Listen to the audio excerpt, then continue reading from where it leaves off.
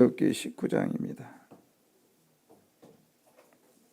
이스라엘 자손이 애굽 땅을 떠난 지 3개월이 되던 날 그들이 시내 광야에 이르니라. 그들이 르비딤을 떠나 시내 광야에 이르러 그 광야에 장막을 치되 이스라엘이 거기 산 앞에 장막을 치니라. 모세가 하나님 앞에 올라가니 여호와께서 산에서 그를 불러 말씀하시되 너는 이같이 야곱의 집에 말하고 이스라엘 자손들에게 말하라. 내가 애굽 사람에게 어떻게 행하였음과 내가 어떻게 독수리 날개로 너희를 업어 내게로 인도하였음을 너희가 보았느니라. 세계가 다 내게 속하였나니 너희가 내 말을 잘 듣고 내 언약을 지키면 너희는 모든 민족 중에서 내 소유가 되겠고 너희가 내게 대하여 제사장 나라가 되며 거룩한 백성이 되리라. 너는 이 말을 이스라엘 자손에게 전할지니라. 모세가 내려와서 백성의 장로들을 불러 여호와께서 자기에게 명령하신 그 모든 말씀을 그들 앞에 진술하니 백성이 일제히 응답하여 이르되 여호와께서 명령하신 대로 우리가 다 행하리이다. 모세가 백성의 말을 여호와께 전하매 여호와께서 모세에게 이르시되 내가 빽빽한 구름 가운데서 내게 임함은 내가 너와 말하는 것을 백성들이 듣게 하며 또한 너를 영영히 믿게 하려 함이니라. 모세가 백성의 말을 여호와께 아뢰었으므로 여호와께서 모세에게 이르시되 너는 백성에게로 가서 오늘과 내일 그들을 성결하게 하며 그들에게 옷을 빨게 하고 준비하게 하여 셋째 날을 기다리게 하라. 이는 셋째 날에 나 여호와가 온 백성의 목전에서 시내산에 강림할 것이니니 너는 백성을 위하여 주위의 경계를 정하고 이르기를 너희는 삼가 산에 오르거나 그 경계를 침범하지 말지니 산을 침범하는 자는 반드시 죽임을 당할 것이라. 그런 자에게는 손을 대지 말고 돌로 쳐 죽이거나 화살로 쏘아 죽여야 하리니 짐승이나 사람을 막론하고 살아남지 못하리라 하고 나팔을 길게 불거든 산 앞에 이를 것이니라 하라. 모세가 산에서 내려와 백성에게 이르러 백성을 성결하게 하니 그들이 자기 옷을 빨더라. 모세가 백성에게 이르되 준비하여 셋째 날을 기다리고 여인을 가까이 하지 말라 하니라. 셋째 날 아침에 우레와 번개와 빽빽한 구름이 산 위에 있고 나팔 소리가 매우 크게 들리니 진중에 있는 모든 백성이 다 떨더라. 모세가 하나님을 맞으려고 백성을 거느리고 진에서 나오매 그들이 산 기슭에 서 있는데 시내산의 연기가 자업하니 여호와께서 불 가운데서 거기 강림하시니라. 그 연기가 옹기가마 연기같이 떠오르고 온 산이 크게 진동하며 나팔 소리가 점점 커질 때에 모세가 말한즉 하나님이 음성으로 대답하시더라. 여호와께서 시내산 곧 그 산 꼭대기에 강림하시고 모세를 그리로 부르시니 모세가 올라가매 여호와께서 모세에게 이르시되 내려가서 백성을 경고하라. 백성이 밀고 들어와 나 여호와에게로 와서 보려고 하다가 많이 죽을까 하노라. 또 여호와에게 가까이 하는 제사장들에게 그 몸을 성결히 하게 하라. 나 여호와가 그들을 칠까 하노라. 모세가 여호와께 아뢰되 주께서 우리에게 명령하여 이르시기를 산 주위에 경계를 세워 산을 거룩하게 하라 하셨사온즉 백성이 시내산에 오르지 못하리이다. 여호와께서 그에게 이르시되 가라. 너는 내려가서 아론과 함께 올라오고 제사장들과 백성에게는 경계를 넘어 나 여호와에게로 올라오지 못하게 하라. 내가 그들을 칠까 하노라. 모세가 백성에게 내려가서 그들에게 알리니라. 이상은 하나님의 말씀입니다. 아멘. 이게 성경을 읽다 보면 이 봉우리가 있습니다. 이렇게 봉우리가 있는데 이 봉우리를 쭉 깨는 방법이 있거든요. 그래서 이것을 땅으로도 깰 수 있고 또 언약으로도 깰 수 있고 막 이런 게 있는데 제가 제 개인적인 거예요. 뭐 여러분 나름대로 다를 수 있어요. 신학교를 다니면서 구약이 뻥 뚫리는 날이 있었어요. 구약이. 이게 구약이 너무 쉽고 너무 재밌다. 그게 오늘 19장 내용입니다. 그 19장이 아주 이 출애굽에서는 봉우리 중에 봉우리예요. 여기는 이 19장을 이해를 못하면 20장부터는 그냥 그렇게 받아들이는데 19장이 굉장히 중요한 거예요. 그러니까는 출애굽에서 지금 나와가지고 굉장히 많은 일들이 있었잖아요. 오늘 19장 때문에 그렇다고요. 19장에 이제 어떻게 하냐면 1절 보겠습니다. 이스라엘 자손이 애굽 땅을 떠난 지 3개월이 되던 날 그들이 시내 광야에 이르니라. 자, 이스라엘 백성들이 이제 3개월 동안 있었던 일이 지금 13장이죠. 거기서부터 쭉 온 거예요. 계속해서 왔는데 우여곡절을 많이 겪었어요. 근데 쭉 보면은 하나님께서 이스라엘 백성들이 불평하고 불만하고 그다음에 돌로 들으려고 할 때도 하나님은 이스라엘 백성들에게 한마디도 안 하셔요. 그냥 모세를 통해서 일을 하십니다. 그리고 그렇게 불평과 불만했을 때 하나님께서는 그들에게 징계를 내리지 않아요. 왜요? 아직 완성된 작품이 아니기 때문에 그런 거예요. 그런데 19장을 넘어서 20장부터 이제 하나님의 율법이 시작되고 32장에 가면 금송아지 사건이 이제 그때 이제 일어나죠. 그때부터는 하나님께서 조금만 잘못하면 매를 들습니다. 왜 그럴까요? 이 19장이 그래서 굉장히 중요한 장이에요. 그리고 여러분 이제 결혼을 시키면 중매장이가 한 번만 왔다가 결혼해 하고 그냥 끝나요. 옛날에 몇 번을 왔다 갔다 하잖아요. 오늘 이스라엘 백성과 하나님을 모세가 중매하고 있는 장면이에요, 이게. 그래서 이 장을 모세의 중매장이다 이렇게 말하는 거예요. 이제 왔습니다. 와가지고 모세가 시내산 꼭대기로 올라가요. 근데 지금도 이제 들어가기 전에 하나 짚고 갈 건 뭐냐면 지금 있는 애굽에 있는 이집트에 있는 시내산, 저는 그게 완전한 그 모세가 있었던 시내산은 아니라고 생각해요.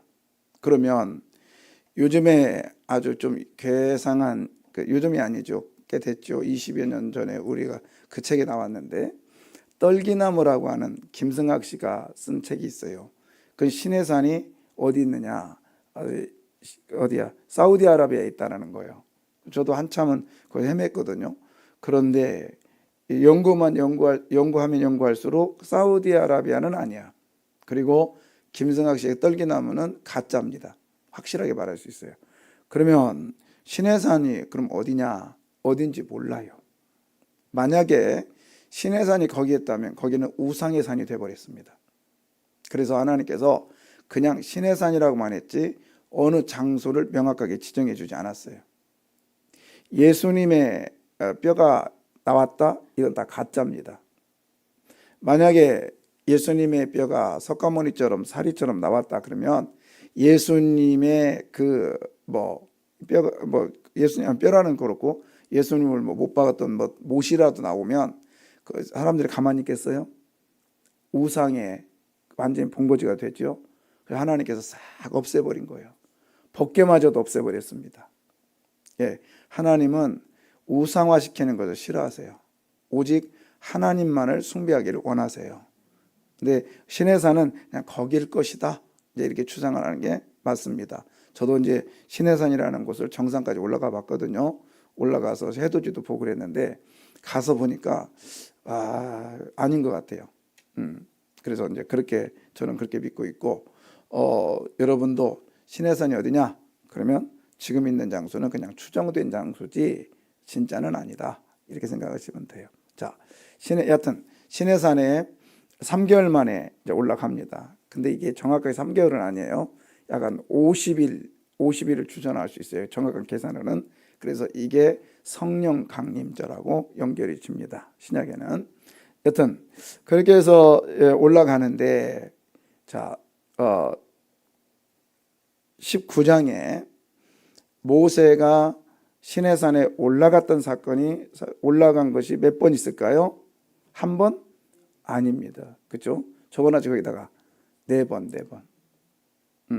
4번을 오르락 내리락 해요. 중매장이가 한 번으로 끝나지 않는다고. 자, 한번 보겠습니다. 3절에 보시면 모세가 하나님 앞에 모함에 올라갔습니다. 그럼 올라갔으면 내려와야 될 거 아니에요. 그죠? 7절 모세가 뭐하여 내려와서 맞죠? 자, 그 다음에 몇 절이냐면 8절에 보면 8절에 읽어봐요. 백성이 일제히 응답하여 이르되 여호와께서 명령하신 대로 우리가 다 행하리이다. 모세가 백성의 말을 여호와께 전하매. 자, 여호와께 모함에 전하기 위해서는 어떻게 해도 다시 올라가야 되죠. 자, 올라갔습니다.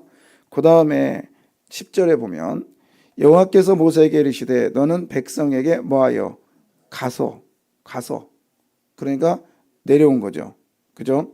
자, 그 다음에 이제 그래서 14절에 보면 모세가 산에서 뭐 합니까? 내려왔어요. 자, 그 다음에 몇 절이냐면 20절. 20절에 보면 모세가 뭐하며 마지막에 모세가 뭐하며 올라갔습니다. 그죠? 그 다음에 25절에 보면 또 내려와요. 자, 몇 번이요? 여튼 4번이요. 잘못하면 3번이라고 할 수 있어요. 여기서 말하고 싶은 게 뭐냐면 하나님의 백성이 되는 건 쉽지 않아요.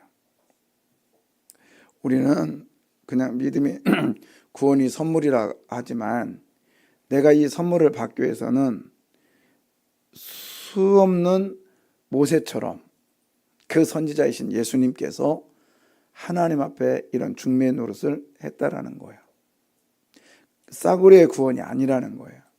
이스라엘 백성들이 하나님의 백성이 이제 내 백성, 완전 내 백성이 되는 언약 백성이죠. 이제 언약 백성이 되기 위해서 이런 거예요. 쉽게 말하면 모세한테 올라와라. 그래서 모세야, 내가 너희를 다 인도한 거 알지?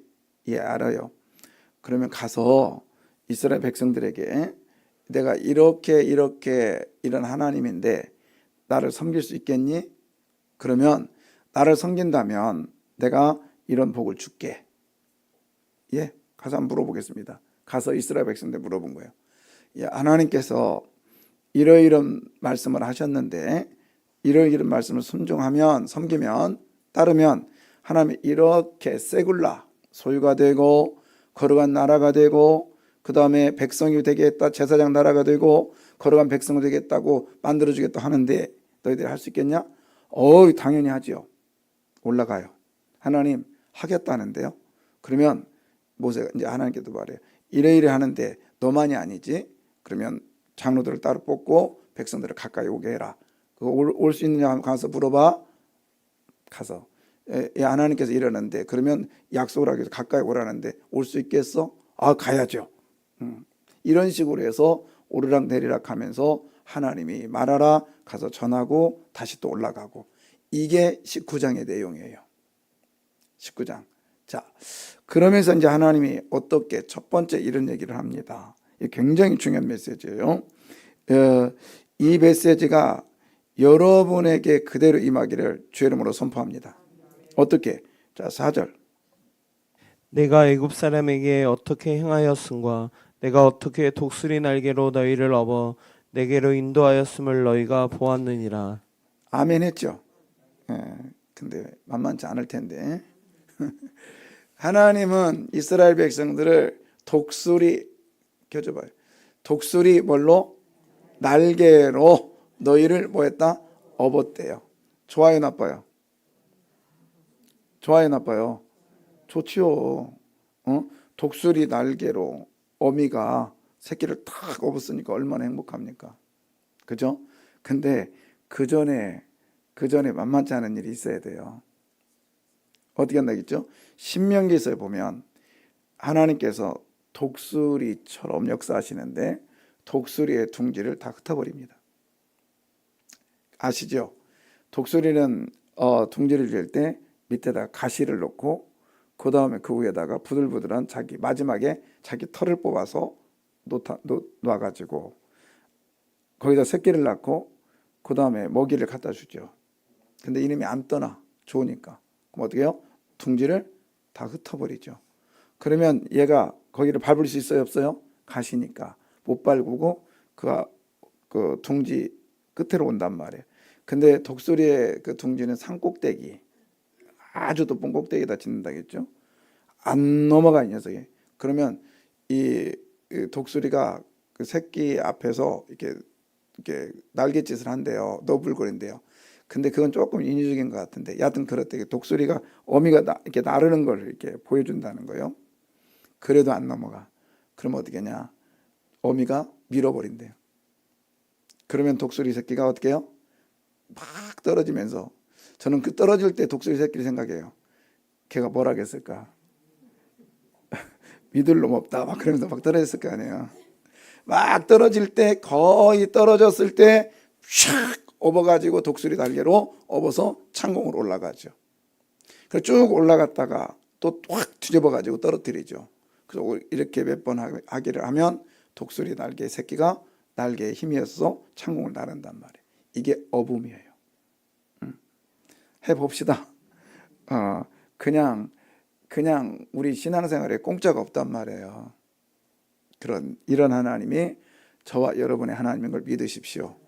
그런데 이 구절과 이 4절의 구절과 어디와 비교가 되냐면 여러분 그 옆에 보면은 18장 22절 바로 옆절이죠. 바로 옆에죠. 친구 친하잖아. 이렇게 봐봐. 한번 읽어봐요. 그들이 때를 따라 백성을 재판하게 하라. 큰 일은 모두 네가 가져갈 것이요 작은 일은 모두 그들이 스스로 재판할 것이니 그리하면 그들이 너와 함께 담당할 것인즉 일이 내게 쉬우리라. 예, 여기서 이제 어제 그 이드로 장인이 한 얘기잖아요. 그 뭐 10부장을 세우고 50부장 세우고 이런 얘기요. 그러면 그들이 담당할 거야. 그러잖아요. 그러면 네 일이 뭐하리라? 쉬우리라. 그래서 거기 다시 한번 켜줘봐요. 22절에 담당이라는 단어가 뭐냐면 이게 덜어주다. 그 다음에 쳐들어 올려주다 이런 뜻이에요. 그래서 일이 쉬워요. 그런데 이거에 반해서 하나님은 담당자가 아니라 업어주시는 분이세요. 아예. 믿습니까? 그러니까 세상 사람들은 우리를 완전 책임을 못 져요. 그냥 우리를 쉽게만 만들어 줍니다. 아무리 큰 도움이 있다 할지라도 그냥 일이 그냥 순화롭게만 하지 완전 도움은 될 수가 없어요. 완전 도움은 누가 줄 수 있어요? 하나님이 업어주심을 통해서 완전 도움을 주신단 말이에요. 아멘. 오늘 이 아침에 하나님께서 나를 업어주심을 통하여 여러분의 문제가 완전 해결되기를 주의 이름으로 선포합니다. 그 다음에 제가 아주 좋아하는 정말 이거는 막 양보하고 싶지 않는 아주 좋아하는 메시지인데요. 6절에 볼까요? 너희가 내게 대하여 제사장 나라가 되며 거룩한 백성이 되리라. 너는 이 말을 이스라엘 자손에게 전할지니라. 예, 그 5절의 마지막에 보면 5절 마지막에 여기서부터 봐야 되거든요. 내 뭐가 되겠고 여기서 소유라는 것은 특권이라는 뜻이에요. 특권, 세굴라. 제가 아주 좋아하는 좋아하는 단어인데 세굴라라는 건 여러분 솔직히 말해봐요. 집에 금반지 숨겨놨지? 그냥 없는 사람도 있나? 있지? 예, 없는 척하네 우리 권사님. 근데 다 있어 내가 볼 때. 근데 그거를 방바닥이나 어디다 딱 던져놔요? 어떻게 해요? 지금 여러분만이 아는 장소에 갖다 놨지? 있어요. 분명히 있다고. 그게 뭐예요? 보석이죠. 하나님께서 그게 오늘 말한 소유란 뜻이에요. 세굴라. 응? 보석. 내가 너희를 민족 중에서 보석으로 만들어 줄게. 참 좀 아이러니해요. 이스라엘이 지금 이거에 의해서 움직이고 있는데 이스라엘이요. 하나님 민족 중에서 보석으로 만들어 주겠다. 그러니까 실제적으로 이스라엘은요. 그 뉴욕에 가면 주얼리 스트리트라고 있는데 그게 뭐냐면 보석의 도로인데 거기에 95%가 이스라엘 사람들이에요. 그리고 이스라엘에 유명한 거 있죠. 다이아몬드. 이스라엘에 나는 다이아몬드가 거기서부터 시작됐거든요. 그래서 다이아몬드 하나를 뭐라고 하죠? 그 칭호를 뭐라고 하죠? 캐렛이라고 하죠. 캐렛. 그게 뭐냐면 쥐엄나무 열매에 나는 씨 있죠. 그 씨의 크기, 씨를 캐렛이라고 그래요. 그래서 쥐엄나무 열매의 씨 크기로 보통 크기가 뭐 큰 거 작은 거 아니라 보통 크기로 시작된 게 다이아몬드의 1캐렛입니다. 거기서부터 시작된 거예요. 그러니까 이제 이스라엘 사람들은 보석 만들어 줄게 그랬더니 진짜 우리 하나님이 우리를 다이아몬드로 만들어 주신 거야. 뭐 이렇게 생각을 하고 있는 거죠. 여러분, 저는 뭐 다이아몬드가 어떻고 잘 모르겠지만 여러분에게 하나님께서 보석으로 삼아 주시겠대요. 아멘. 그 다음에 여기서 끝나지 않아요. 5절에 보면 4절이죠. 너희가 내게 대하여 뭐가 되겠고 대답을 안 해요. 6절이나? 6절. 너희가 내게 대하여 뭐가 되겠고 제사장 나라가 되겠고 이건 뭐냐면 하나님께서 특별한 소명을 주시겠다는 거예요. 여러분 아무에게나 심부름 시킵니까? 아무에게나 일 시켜요? 아니요. 믿을 만한 사람에게 일을 시켜요. 그리고 그만한 자격이 있는 사람, 그 인정한 사람에게 일을 시킵니다. 그렇잖아요. 여러분, 여러분이 저한테 피아노를 치라고 합니까? 저는 그렇게 못해요. 그걸 시킬 수도 없어요. 그렇잖아요. 여러분, 하나님께서 여러분에게 특별 소명을 주신 것을 감사하게 여기십시오. 이것은 특권이에요. 그래서 목사로, 장로로, 권사로, 그 다음에 뭐 안수집사로, 그 다음에 집사로, 아니면 회장으로, 부회장으로, 회계로, 이거 하나님이 준 중요한 특권이라고요. 왜 이 특권을 우습게 여기냐고요. 그리고 여러분에게 특별하게 주신 권사의 직분은 뭐예요? 특별히 권사님들 많이 계시니까 하나님께 기도하라고 세워줬잖아요. 기도하라고. 그래서 우리 권사님들은 다 무릎 성경에 들어가야 돼요. 기도해야죠. 그것도 안 하면 어떻게 해요? 여러분, 하나님이 특별하게 소명 주신 것은 은혜인 것을 믿으시기를 바라요. 아무나에게 안 줬어.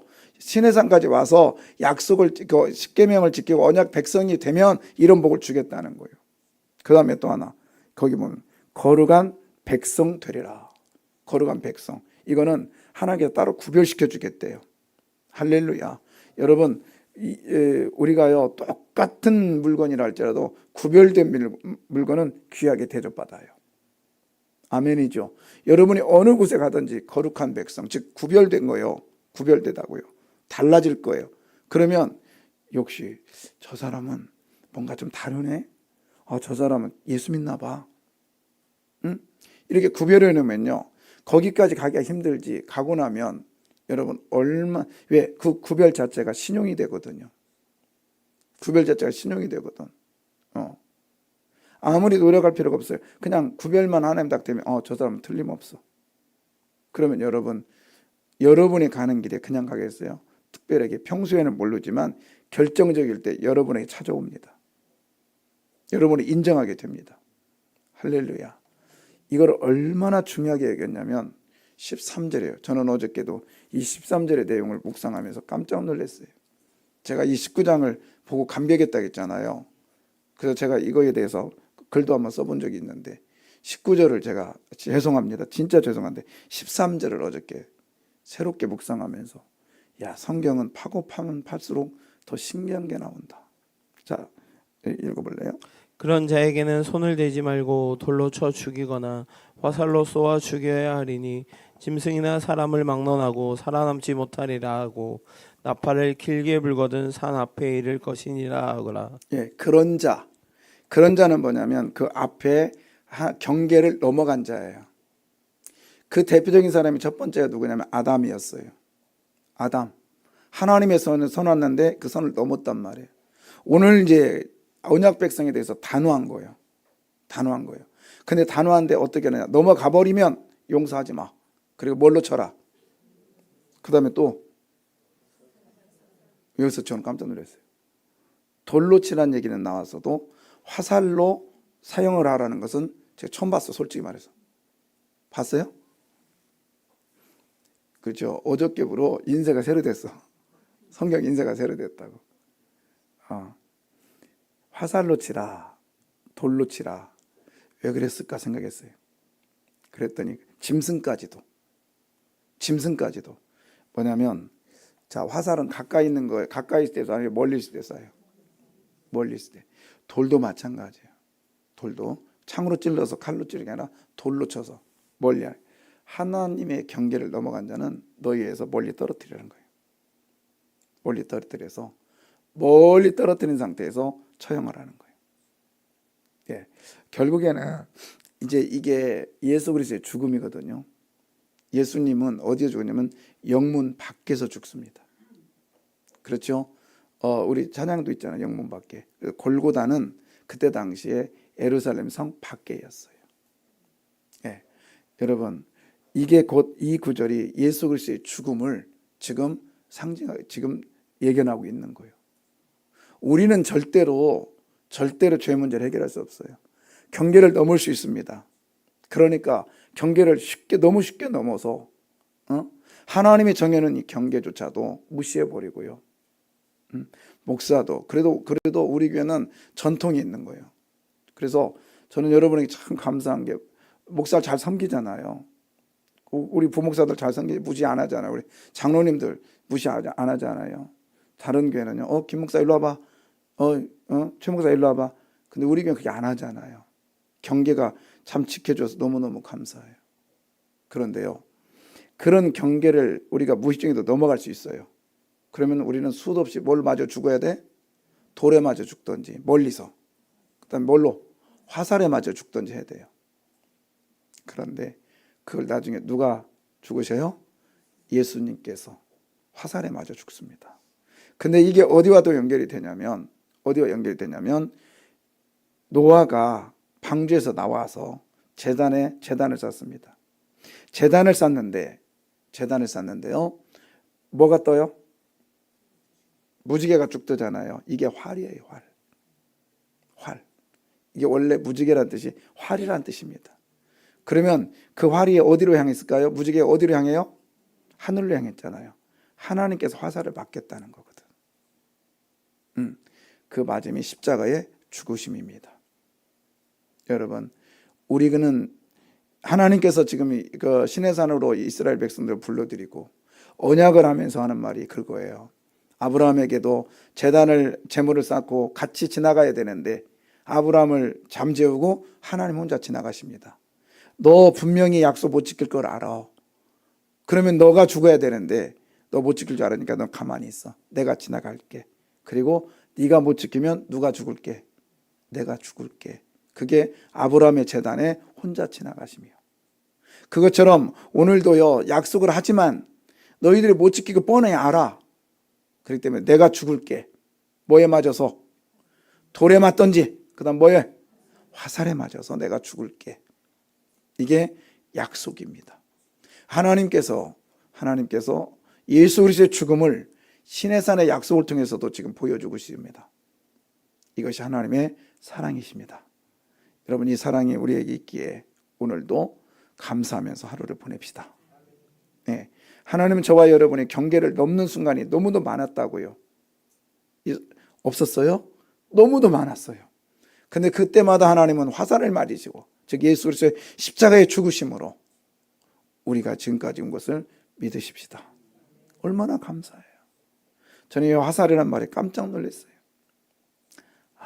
그렇구나. 화살을 박힌 게 중요한 게 아니라 멀리 떨어져 있다라는 것이 지금 하고 싶은 거거든요. 그래서 예루살렘 성에서 나와서, 우리가 지금은 이스라엘에 가보면 뭐 비아돌에서 우리 그때 십자가 메고 올라갔잖아요. 근데 그게 성경 시대에는 예루살렘 밖에 있었단 말이에요. 그리고 옛날에 성경 시대는 그게 골짜기였어요. 즉 언덕이었어요. 지금 이 시대가 흐르면서 쌓여서 테리돼 버렸지만, 그곳에 예수님께서 나가셔서 죽으셨단 말이에요. 화살의 죽음. 그 죽음이 오늘 이 시간에 있기에 오늘도 감사하십시다.